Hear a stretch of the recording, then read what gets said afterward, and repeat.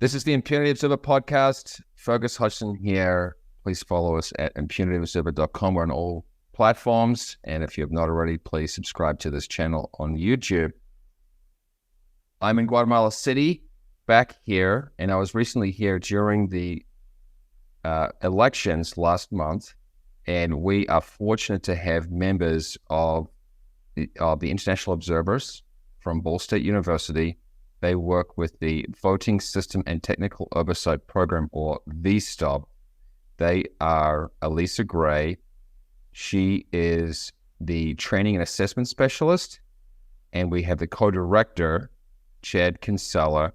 They're both in Indiana. So they were here observing. Now, to be frank, I don't know how much observers can observe when you come here. So why don't you take us through a little bit of the first, obviously, I'm really pleased to have this, your presence, because the truth is that this is a very controversial time in the era where on the day, I assume that everything seemed to go smoothly, but then there's been there have been some reverberations aftershocks. So why don't you clarify for people what your role is or was in the Guatemalan elections, and how much you can and cannot see. Just clarify, because I hear there are international observers, and I wonder how fruitful is such an operation, and what can you actually do there? So just let's back up. What is the role of the international observer, and how much can he actually observe when he goes there? Yes, I think that's a great question. I'd also like to begin. We're very thankful that the Impunity Observer podcast is having us here today to talk about our experiences while we were in Guatemala. So we are actually a program that is contracted through the Indiana Secretary of State's office. So back in late May-ish, we were invited through the Indiana Secretary of State's office to join a delegation that would be going to Guatemala to be a part of the International Election Observer Program. So our Secretary of State, Diego Morales, he actually was born in Guatemala. He lived there for about 5 years before he came to the States. So it was an awesome experience to see him engage back in his community in Guatemala, and people were to recognize him. So that's how we kind of landed up in Guatemala as international election observers. While we were there, we arrived on Friday, so 2 days before the election, and we met with different election organizations. We were able to meet with the Guatemalan Deputy Secretary of State, the United States Ambassador while we were there. We also met with Steve Hecht, which I believe is a part of the Impunity Observer program. Yes. That's kind of what happened before we observed the election day. While we were there on election day, we went to 10 different polling locations. We were able to engage with poll workers, talk, ask questions. We kind of saw the whole process of how they filled out the ballot, and then how they would go back and cast their vote, and then they'd come back and then they would put it in the different slots. So I would say it was kind of a base level of what we were able to see, but we were able to engage in conversation with everybody that was there. Everybody was so welcoming and nice to us while we were there, which was amazing. So we went to in 10 different places. We started off as soon as the polls opened in the morning and stayed until late. So we didn't get to see it. It was interesting, and the setup is. So I know that there was some controversy that happened before the election. That obviously there's not much we could have done, with some candidates being kicked off the ballot. But the idea of being we going and seeing it, you could see the whole process. We were, allowed to talk to the people at the tables who were working. That I was always curious as someone who likes, political science. It's the party observers. It's which parties are you from, and to kind of hear, the different places we went and different tables, which parties. So overall, I feel like we had a lot of access that day. Obviously, we only went to 10 out of thousands of election sites, and mostly because we were in Guatemala City, we were in and around Guatemala City. So, and there were obviously some places that had some problems outside of the main city, but I feel like what we saw, I mean, it was overall was good, and it seemed to me to be a pretty, given the situation, a pretty open process. The idea of the different color ballots, the different colors that have to go into the different bags. The only thing that we didn't end up getting a chance to do, just because of the amount of time that we had left, was I wish we could have seen the counting of the ballots. But again, one of those things with the Guatemala elections, like once they close the doors, you don't leave until those are shut. In the last place we went, that we were offered the chance to stay there. And, the gentleman working said, you're more than welcome to stay. But when we start counting, you're not leaving until that's done. He said it might be in an hour or two, or it might be 4 a.m. And I think members of our delegation were, heard that. And given that we had a very early flight the next day to leave, it seemed a little bit risky. So that was maybe the only thing we didn't get to see. But otherwise, I never felt at any point in time that we were not okay. We have got to see the ballots, pictures of it. So we got to see a lot. It was very eye opening and very interesting, I would say. So Yeah. in that sense, I feel like, but obviously because we only went to 10 polling places among so many, we only caught a very small glimpse, and plus it was all in Guatemala City, where things were mostly, it seemed like, on the up and up. So there were some things outside of the main city where you had several instances of vote burning or threats and stuff like that. So things that we never encountered, mercifully, but again, there's things happen. Yeah, there's so much to say about this, and to be frank, I'm very glad that you have such an organization, VSTOP, because things can go wrong. And so you went to 10, like you said, polling stations out of thousands across the country. And what could you and could you not observe when you say things went smoothly and you're learning as part of the VSTOP, well, not just VSTOP, but all these county clerks and Diego Morales? What, let's say, could you have seen that would be good or bad? If, let's say, you observed things that you were concerned about, could you have written up a report, or what impact could you have there? I think we could. I mean, there were, and so when we got to enter each one of these, we got to meet the people that were running those. And several of them, told us, and I remember one, I forget his name in particular, but we got there and he said, no BS here. This is, we run a tight ship. It's like, if you see, very, point, like, if you see anything, if you see somebody not being treated correctly, you come and talk to me. Like, we don't deal with that here.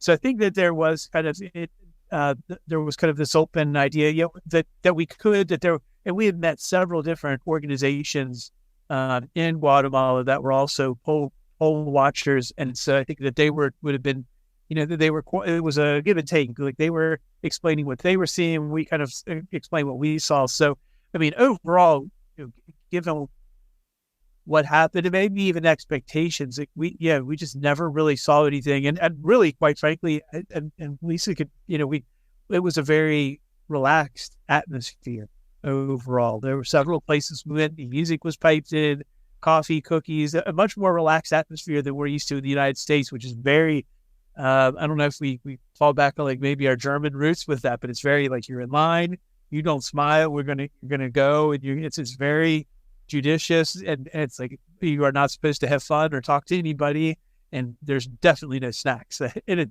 Guatemalan coffee is wonderful too. So it's, always a treat to get Guatemalan coffee.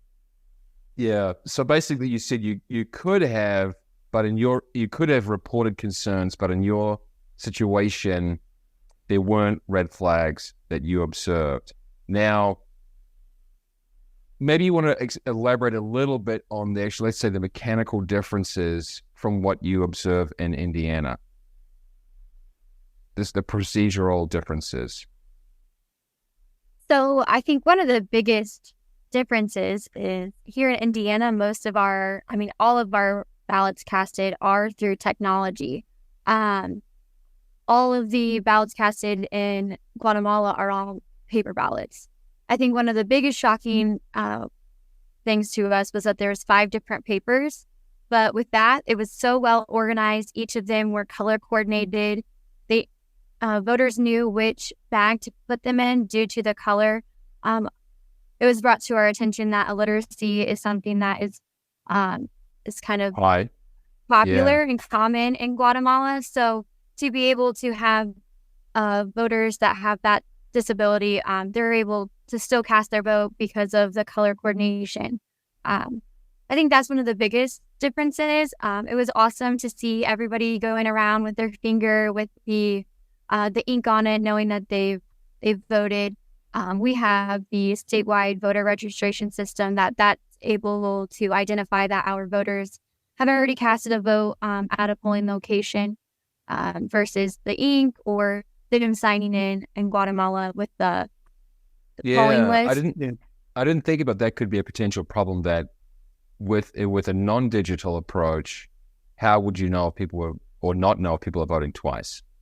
Yeah.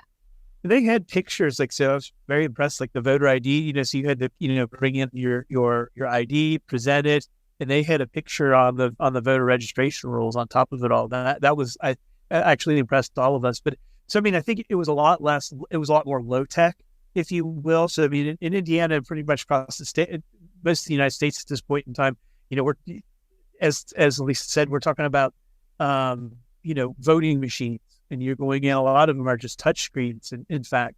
And then even to check in, we have e-poll books. So it's very and that's which is somewhat connected, very securely to like a SVRS, the state voter registration system.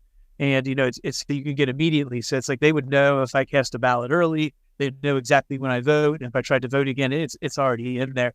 So, it's a little more low tech, but I think at the end of the day, that we were still very impressed with the accommodations that they did in order to deal with, the situation on the ground in Guatemala. The fact that they had a picture ID, of the, a picture of the person, and when they had to present their ID, you could compare the two. They had pretty good voter roll lists. The colored paper, the plastic bags you would put, you put the ballots in to make sure that each one of them were in there. The only thing I think, was maybe a little concern to us was we kind of noticed, there's not a whole lot of privacy for the voting, but otherwise, having seen the ballots, it was really, we got there, we were confused by some of the election material because they had the X, so we thought, they're saying not vote for this party, but that's the, you exit out the party, the candidate that you want to vote for, you put an X for. Yeah, that you want to vote for. And it seemed very clear, like they had the pictures of the candidates for the presidential, the pictures of the parties, and the party names and everything. So it seemed, I was impressed by. I was a little apprehensive about what we would see as far as like what was on the ballot, but it's like it seemed like they tried to go out of their way to make sure that especially if you weren't able to read, like that it was a very simple process. You could see the candidate, see the party that you were voting for. And let's just clarify then. So you referred to 5 papers. Does this mean, let's say, the local candidate, the mayoral candidate? Okay. Because there was one issue which I'm sure you're aware of, that there was a huge, let's say, failure rate. You had void votes of about 1 in 6. Yes, and huge. then blank votes 7%, which I guess supposedly people deliberately did not vote for anybody, although that's ambiguous to me. So about a quarter, almost a quarter of the votes went to no one. Yes. Yeah. Would you like to comment on that, or were you aware of that challenge when you were there? So it was really interesting. When we got there, we talked to a gentleman on Saturday. We were kind of asking, what are your thoughts on this? And the fact that these people were kicked off the ballot by the Supreme Electoral Tribunal. And the interesting comment that he made that resonated with a lot of people is, he said, all we have now is the leftovers. So he felt very strongly that the candidates that were left were leftovers. And then Lisa and I, we were at one of the polling stations, and there was an older gentleman who was casting his ballot. And again, it's very interesting. So there's almost like a giant black crayon. It looks like something like a like a woodworker would use or something like that, where you could X out the party and everything. And this gentleman was working for a little bit. We were waiting, like there was a big rumor, like one of the big candidates was supposed to arrive. So we were kind of interested to kind of see what that would happen. But so I tried to clean this up for your podcast, but the gentleman, he registered his anger with the situation, and he wrote MFers across the ballot in perfect English, mind you, held it up for everyone to see, folded it up, and cast his ballot. If I could have gotten that picture of that video, I wish I would have been a little more on it with that one. But I felt like that captured a lot of the frustration that a lot of Guatemalan voters had with the presidential vote. There was frustration, clearly, in that individual in particular. The fact that he wrote that across his papers, would clearly signify to me that there's a large level of frustration that they felt like they did not have the full slate of candidates that they had wished for. And with that vote from this guy who just wrote some words across his ballot, would that be considered a blank vote? I think it would have been like a voided or spoiled vote. Yeah, because it does. So yeah, it's very hard to know what the intention was behind these void and blank votes, and how many of them. Well, were any of them just mistaken, that people tried to vote but failed? I mean, I would say so. While we were there, we were able to ask the questions about it. I think when Dr. Kinsella was talking about that black pen that they use, it was kind of so distinct, and that's what they're supposed to be using. So if voters were to come and you use their own black pen, I think that gets into question of where the poll workers will have to decide if that vote is going to be casted or if it's going to be voided. So I think in some terms, I can't speak on the behalf of Guatemalan poll workers, but I think that would be kind of a little bit, questionable of where you decide what can be casted and what's not. But I would say in the situation with the ballot that we did see, I think that would be considered a voided ballot. Yeah. I think it does say a lot about the voters in Guatemala that they are frustrated and they want to show up even on election day, even if they're not going to cast a vote, just because they want to see a difference out of the outcome and try to have a rerun. So yeah, you have to think too, and if we were talking as someone who worked on campaigns, I was joking with another colleague who went with us on this trip. It was kind of like, if I were representing one of the parties and I didn't, if it crossed the line at all, it's like, could you contest that? And ultimately, by law, you could. So, I mean, if someone had made a mistake and tried to do like, so I tried to scratch it out and then put an X on the right one or whatever, that I'm sure that was a spoiled ballot. It could, wouldn't be cast. But, if you, any mistake that if it was, I think anything but an X, and if it got into another section of the vote, I guess, a party could challenge that. So, how much of that mattered, or if it was just people that were angry and wrote things like that one, gentleman did it and just were frustrated. So, it would be tough to know without going through and looking at them all. And that's happened in the United States too, with the going back to 2000 with the hanging chads. And I remember in Minnesota, they had, this was back in 2008, they still had written ballots, and it was kind of like, trying to determine, sometimes a voter's intent, when they have the ability to mark it, can be a little bit difficult. And then you have, the parties, they have their own reasons for trying to say, hey, this one shouldn't count. It should be spoiled because, especially if it's not for their candidate. It seems like this particular these elections were, apt for precisely your program, the VSTOP or Voting System Technical Oversight Program, because even though, as you said, the system here seems to be relatively well adapted to the needs of Guatemalans, still the level of controversy after the election is incredible. Not in a positive way, that there's a great deal of concern about the legitimacy, be it of, let's say, confidence in an accurate count, or in, as you mentioned, who could and could not be on the ballot. And I know you're a nonpartisan organization. The challenge, I guess, is how could this have been avoided? Or what your whole program is to, I guess, avoid such concerns about legitimacy. And has anyone from Guatemala reached out to get advisory support or anything like that? They have not. I think the way in which we do things, mostly in the United States, particularly in Indiana versus Guatemala, is very, very, very different. Substantially so that I'm not sure that I think we would be talking, apples to oranges type of deal, because it's ultimately, unless you're doing a mail-in ballot, and there are very strict rules on that mail-in ballot of how you cast a vote and everything, it's all done by machine. You press a button or whatever, and you have a chance in a lot of cases, like in our county, you can see, the VVPAT, the voter verified paper audit trail. And it's like you can confirm what you did. So I mean, there's a lot more checks and balances, and it's a lot more mechanical. So it's just a lot more difficult to kind of say what did and didn't happen. But so the idea of Guatemala, it would be, given their circumstances, it would be you could add some more checks and balances to it. But given that it's a paper ballot and you're making an X and you have all these things going on, it would be, it's a very different system, I think. Lisa?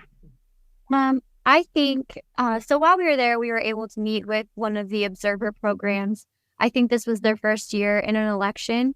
I can't really recall the name of it, but while we were there, we were able to speak with them about, they were having a reporting platform where the observers were, throughout the day, would be able to report what they received, things that the polling locations might have had or didn't have, to make sure that the elections were running efficiently. I think how many people were showing up, how many poll workers were there. So just different things to report back as the nation in total. So we at VSTOP also have an anomaly platform reporting.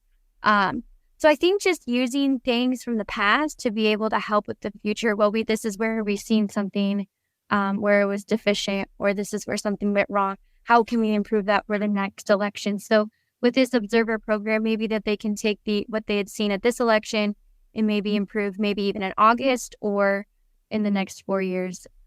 Will an Indiana delegation go back in August? Do you know about that? Yeah. I don't know, but I would definitely jump at the opportunity again. I was just really, I thought the world of Guatemala. I've never been there. And, He'd probably go back just for the coffee, actually. I think absolutely. Best coffee in the world, I would definitely say that. But I don't know. But ultimately, I think they, talking, we were there, and I was fascinated by this whole vote burning, which would happen in some of the mayoral, out in the areas, and talking with some of the election observers, and they said the Guatemalan government, they have a pretty good idea of where this has happened in the past, that there's a kind of a history, or it's kind of the culture like that it's the mayoral candidates feels they're going to lose, they're going to burn votes. So they would send, federal police or state police, district police, I guess I should say, with Guatemala, out there to, they knew some of the places where there might be a problem. And even though it still happened, it seemed, they seemed to be pretty pleased at that point that the number of instances was down. And it seemed like it was compared to past elections. So, I mean, it does seem like the people, when we talk to them, that there are efforts in terms of the, trying to make sure that the votes are done as well as possible. And it was also very heartening to see in Guatemala the number of, there was a lot of young people involved in, working the polls, and they seem genuinely interested in trying to help out. So, I mean, that's something, I think we were talking like the average age for poll workers in the United States is mid-70s. So, I mean, it's just, so, it was, really a breath of fresh air, really, to see, the age of the poll workers there, and how many of them, even though that they were not, probably well compensated for. So, I mean, it was very voluntary, and they seem quite pleased with the ability and the opportunity to do so. So, there were some good things, still happening, I think, within Guatemala. Some things to be happy about, despite the fact that, some of the problems that happened before and since that election. Yeah, and you mentioned the fact that the actual counting is just night and day between Indiana and Guatemala, because in Indiana, no one is actually by hand counting anything. Right. Whereas in Guatemala, they are. Yeah, and then studies have shown, and again, this is a little bit problematic, but studies have shown that machine counting is much more accurate than human counting, and that's also controversial in some places here in the United States right now. But it really, the machine counting, unless it's tampered with, and we have ways of making sure that it's not, is very accurate, whereas people counting are not. And all it had relied a lot on, and again, I think they tried to. It seemed like from what we heard about, that they have to hold up the ballot. And there's, lots of party people around at each table. So I think there's a lot of checks and balances, but still, there could be some inaccuracies just because of human handling. And that's even if there's no ill intent, right? Even if people are trying to do their best. Yeah. Now, if you have an ill intent, which also could happen, that brings becomes more problematic. Yeah, because after this election, 9 political parties filed complaints. Serious. Now, I find that hard to understand because, as you say, and this is where I don't know the details of the mechanics, but as far as I know, each party has a representative in all the polling booths. So if there's a problem, why wouldn't each representative say something at that moment in time? Yeah, I mean, the parties were well. As someone who's very interested in parties and the politics behind it, I was very, anytime that I could jump in and ask it, it's like, people, oh, I'm from Valor, I'm from, Vamos, or what is it? I forget the Unity, how they said that. But it is, getting the different party, parties. Yeah. Yeah. So it's like, so there were a lot of people from, we would see 4, 5, 6 different parties there. So so yes, I would agree. I'm not sure how. Yeah, they had. I mean, they were right there. Like if you could imagine someone sitting behind Lisa and I, like that's how close they were. And that was at every table we went to. Now the mixture of parties differ from place to place. Given the popularity and how many people were available from that party. But they were there. Yeah, I think that one of the questions that we even asked was, I think the only time that they can question the ballot is right then and there. So, yeah, that's right. Does Guatemalan do recounts? I think. So, but I don't think they do recounts. The only time that they can question the ballot was when they were counting. You get one chance, and that the party has to question the ballot before it's cast. And I think after that, it's kind of a done deal. Yeah, and of course, this is. Yeah, there's been a great deal of controversy about this because the Constitutional Court ordered a review from the Supreme Electoral Tribunal.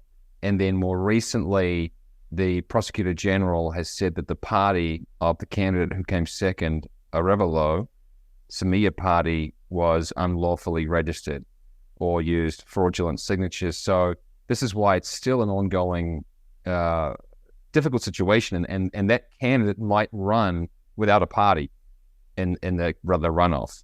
That's my understanding right now. So in your role as an organization, I assume there's plenty to take away from this. And correct me if I'm wrong, you actually try to train poll workers? I can do a little bit of that. But with my position of training and assessment, we provide several different trainings for Indiana election administrators. We have one training that's called RAPSA, and that is a voter long acronym. We don't have to get into the details of that, but it's basically a training on the statewide voter registration system. So that's more for individuals working at the county level, how they can navigate this registration system. So that's one training that we offer. Another training is we require the vendors of the different electronic poll books to provide training to the poll workers and election administrators on how to use the electronic poll books. We call them EPBs. So that's another training. And then our last one is a certificate program, and that's called Certificate in Election Administration, Technology and Security, also shortened, called SEATS. We love the acronyms, as we said. Yeah. So that one is just basically a year-long program that we teach these election administrators on different diverse areas that they have to be competent in. So VSTOP doesn't directly train poll workers, but we do kind of have an impact on that process as we do kind of train the trainers, you could say. But the state of Indiana also does provide different resources online through the Secretary of State's office, the Indiana Election Division, that poll workers can use to get trained for Election Day. This was a question that kind of sparked while I was there. We talked to the poll workers and asked what their training looked like, and they said it was just a day Zoom, like a 3-hour session on Zoom, which is much different than what we have. Our poll workers, we can never get anybody engaged, really. It's very hard for us to recruit poll workers. And I don't know if it's because we require like 2 weeks of training or the lack of just civic engagement. But as Dr. Kinsella mentioned earlier, just seeing the different demographics of poll workers in Guatemala was just awesome to see that there were so many people across the board that were engaged on the election day. Right. But my assumption, though, is if you're offering a 1-year program, that is for people to be professionals in the field. Yes, that's correct. Yeah. Yep. And does that imply then that, I mean, one theme that seems to be coming from what I'm hearing is that getting civic engagement, maybe it's going well here in Guatemala, but not necessarily back in the United States. And should elections be run more in a compensated fashion? Is it a challenge that I assume it's an ongoing debate in the field? It did ongoing debate here, and I'm sure an ongoing debate there, and it's kind of how professional. And I think with concerns about security and making sure that lines aren't long and other things like that. And again, there's been studies here in the United States that like the thing that destroys voter confidence the most is someone waiting in line a long time. My dad is in another state, and he went to his first time went to a vote center, and they had long lines there, and he thinks that the whole thing is terrible, and the process is, and he's been voting since 1968. He's never waited in a line before, and it was an hour. But anyway, the idea being is, so the idea is like, professionalizing it, but professionalizing, that's more money. And again, so it's like, how much money are you willing to put forward? And it's not only a question in Guatemala, but a question here, how much do you want to professionalize it? How much money are you willing to commit? And I think that's an ongoing debate, I guess, in both places. But the idea that the more professionalized it is, the better results you have for your elections. Yeah, if I would like to add, back in 2017, the United States, the Homeland Department of Security actually identified elections as a critical infrastructure. So that was a big influence of where elections are kind of going within the United States. We also have seen a lot of changes since 2002 with the HAVA Act, which is the Help America Vote Act, which is from the hanging chads that Dr. Kinsella mentioned previously. So I think we are going in the right direction. I think we're becoming more aware of the different kind of threats that are happening. And I think it's just important to be able to provide support from the state or federal level down to our county levels for Election Day, because it is just much more than just a one-day activity. Our county personnel are working year-long to prepare for this one day, not only here in the States, but also in Guatemala. So I think it's just important that these individuals have that support and guidance from other people up above. Yeah, and Chad, one thing that caught my attention there was the way that you said that how secure an election is doesn't necessarily match the perception among the public, that waiting in line might have nothing to do with whether the vote is secure or not, but that's what makes people suspicious. Correct. So, they've actually done some studies. And so MIT, they do public opinion polling, and it's only on, what people think about elections. And ultimately some of the research that's come out of that is the longer you wait in line, the less confidence you have in voting. So something in which doesn't necessarily make sense. And again, I would use my dad as an example. It's just like, he had to wait in line an hour in his polling place in Kentucky, and that shook him. He's, something like it's wrong, things are bad. And, was it training? Was it because it was the first time that county had used a vote center? There could have been a whole numerous group of reasons, all very legitimate. But the fact, that the voters describe that as being, very problematic and shakes their confidence in voting. So, sometimes it's not even rational. It could be, just some sort of a bad experience can really hurt, the confidence in voting overall. Well, I just say that because now let's just put aside who can actually be on the ballot, right? So that's the controversy here right now, that people were canceled before the election, and then now after one of the parties may be canceled for legitimate reasons or not. I don't want to comment on that. But regardless of, let's put aside the whole being on or off the ballot. But even if we assume that there is a very kind of oversight heavy process, that doesn't necessarily correlate with confidence among the electorate, which seems to be the case here.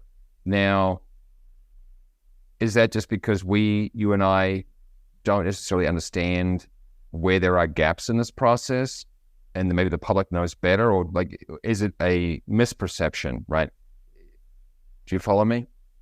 I think so. And so it could be misperceptions, and it could be, the fact that, it started off, some of the things that already happened with the Supreme Electoral Tribunal that were controversial, perhaps tainted that in the mind of people. And again, some of the people that we talked to, including one gentleman, I was very struck by the idea that, I was like, wow, you have 22 people on the ballot for president. And he's like, this is the leftovers. So, if you start off from a bad place and you're going into something very suspicious already, it's the damage is done. Perhaps it's some of the people there may have been already very suspicious of the whole thing, despite the fact that, I would, almost speak for Lisa, but I think the whole time we were there, I never saw anything that, all smiles, everybody seemed pretty happy. Sometimes, it was busy, sometimes not, but, there wasn't ever a moment where somebody was, angry and said, this is, they were angry, but not in the way, like they weren't unhappy with the process or what was happening. Yeah. It was kind of the anger at what had come before. Yeah. The fact that these candidates were off. Now, you've been very generous with your time. One of the challenges to it, as you mentioned, 22 candidates on the presidential ballot, is that, I guess what you'd call what they have almost like a jungle primary, the equivalent to what you'd call a jungle primary in the United States, where literally neither candidate got more than, not even close to 20% of the two that will go to the runoff. That I get a bit confused with this. How can this stand? Or it seems like there's a lack of legitimacy there. And does VSTOP take a position on whether these jungle primaries are smart? Do you get into those mechanics? We do not. So different states, so Washington and California and Louisiana use these. We do not in Indiana. We don't have some of the deep South states like Georgia and South Carolina. If you don't get over 50%, you have the runoff. It's kind of, more, and again, the size of the United States and everything, and the way in which we really allow a lot of local control still and state control over elections, it bears out in, the different places and how they do things. Colorado and Washington and a couple other states do all mail-in ballots. We don't do that. So it's a little bit different, so we wouldn't take a stand in that. And I forget the woman's name who got Senator Torres. Senator Torres, yeah. So this is her, I think, third go at going to the second round. So it's kind of interesting. And that we were asking some people about that, and apparently she's got some people who really love her and some people who really don't like her. And I think that, again, this gentleman we had talked to, it's like, how did she make it to the second round every time? It's like, oh, there's some people who love her, but it's like everybody in Guatemala City hates her. I don't know. He didn't get into why or something like that, but yeah, this is her, I think, third go of making it to the second round, and again, it's kind of an interesting. She was a polarizing figure, but so it's, there are benefits. Some of the different states that have it like it. California and Washington really like kind of their jungle, their jungle primary, if you will, and it's kind of like the top two people, and like you could have a Republican versus a Republican and a Democrat versus a Democrat in that sense. And it's the idea of like, gives a little bit of variety within the party, like a more centrist versus left or right or something like that. And in Louisiana is very interesting too.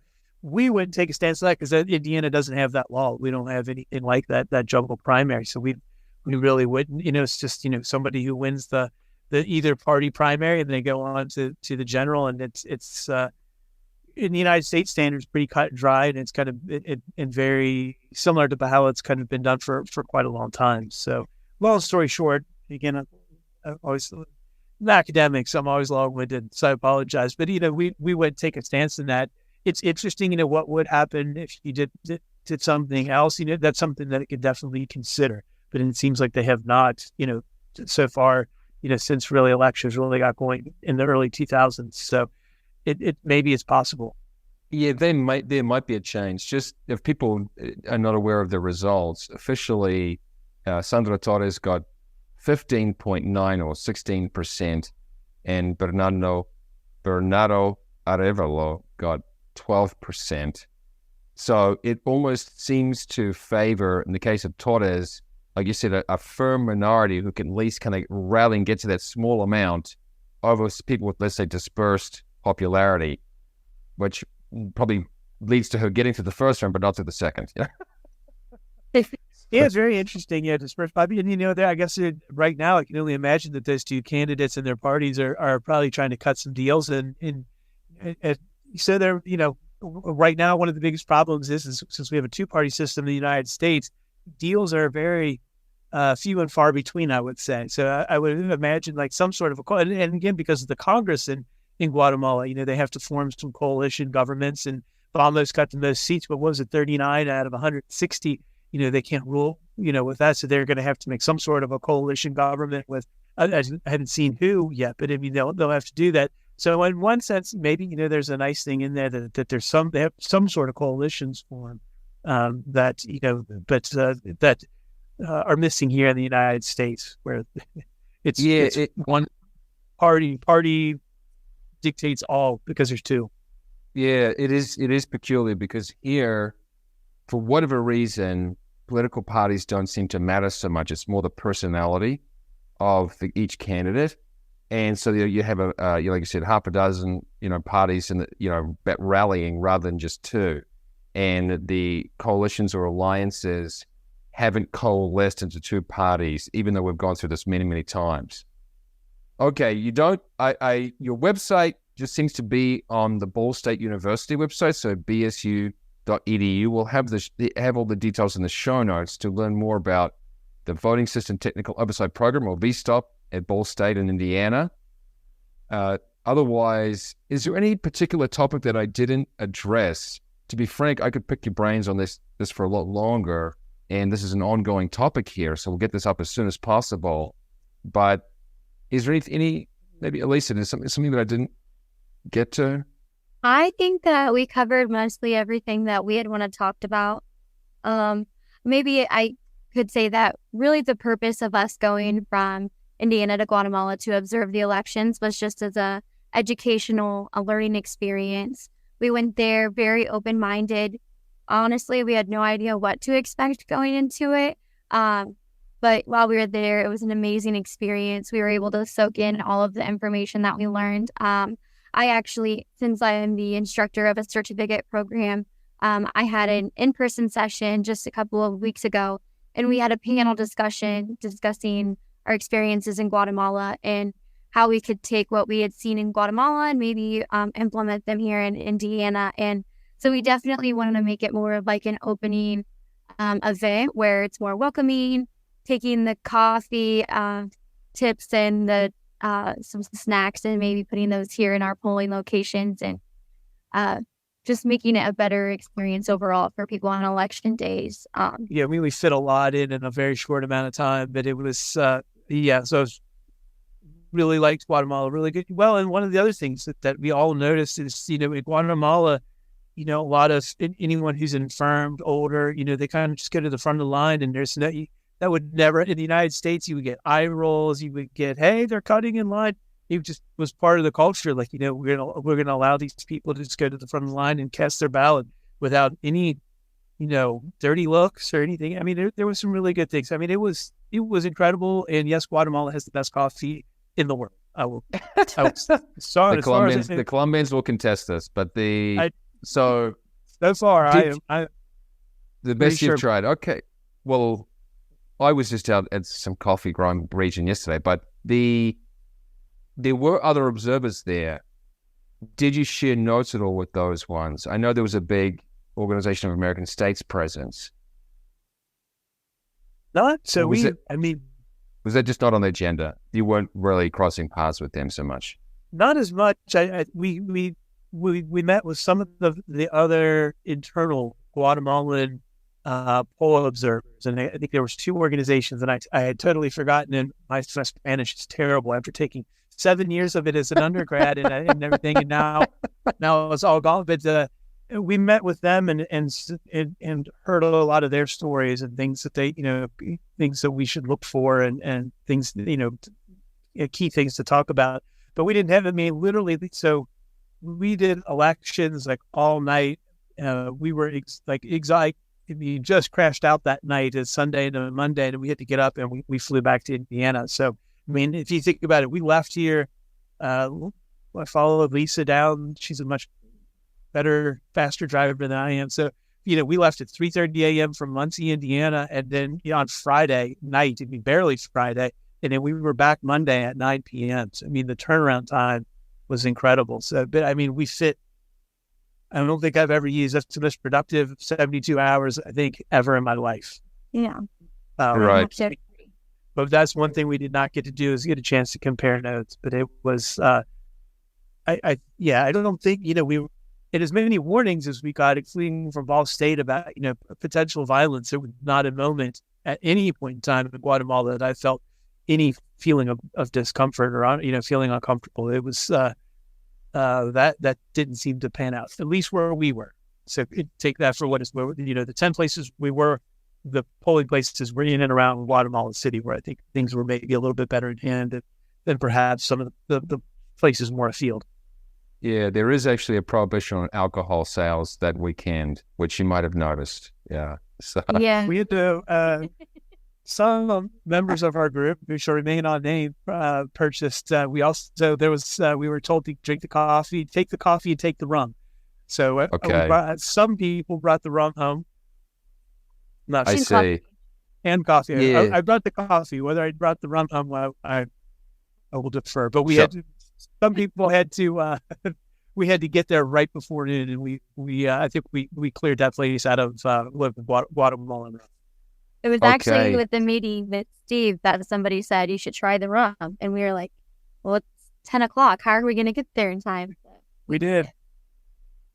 Right. Well, gosh, yeah, this is an ongoing topic, and I'm really glad to have a unique perspective or an independent perspective on this. You're not aligned with any party, or there's no agenda except for electoral integrity. And so I will follow up with Alisa about whether that lecture or there is more content available if people want to learn more about your work and engagement here. Otherwise, thanks for your time, and I look forward to being in touch. Yes, thank you. I really appreciate it. This is an awesome opportunity. Yeah, thank you. Thank you. Have a great rest of your day.